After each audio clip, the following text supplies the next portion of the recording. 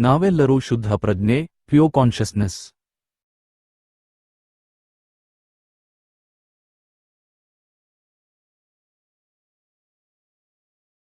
ನಾವೆಲ್ಲರೂ ವೈಯಕ್ತಿಕ ಪ್ರಜ್ಞೆಗಳಾಗಿದ್ದೇವೆ ಮತ್ತು ಅದರ ಜೊತೆಗೆ ನಾವೆಲ್ಲರೂ ಒಂದು ಬೃಹತ್ ಸಮೂಹ ಪ್ರಜ್ಞೆಯಾಗಿದ್ದೇವೆ, ಮೆಗಾ ಗ್ರೂಪ್ ಕಾನ್ಷಿಯಸ್ನೆಸ್.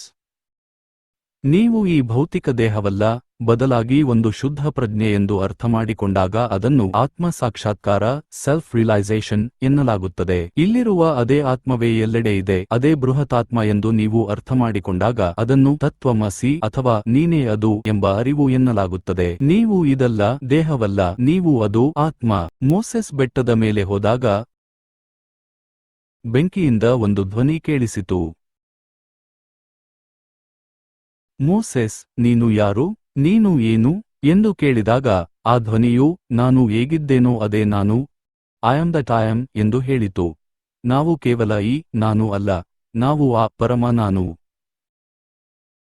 ನಾವು ಬೃಹತಾತ್ಮವಾಗಿದ್ದರೂ ಸಹ ಏಕಕಾಲದಲ್ಲಿ ವಿರೋಧಾಭಾಸವೆಂಬಂತೆ ವೈಯಕ್ತಿಕ ಪ್ರಜ್ಞೆಯಾಗಿಯೂ ಅಸ್ತಿತ್ವದಲ್ಲಿದ್ದೇವೆ. ನಾವು ಭೌತಿಕ ದೇಹದಲ್ಲಿರುವಾಗ ನಮಗೆ ಮನಸ್ಸಿದೆ, ಇದು ಭ್ರಮೆಯಲ್ಲ. ಇದು ಒಂದು ಸಾಧನವಷ್ಟೇ.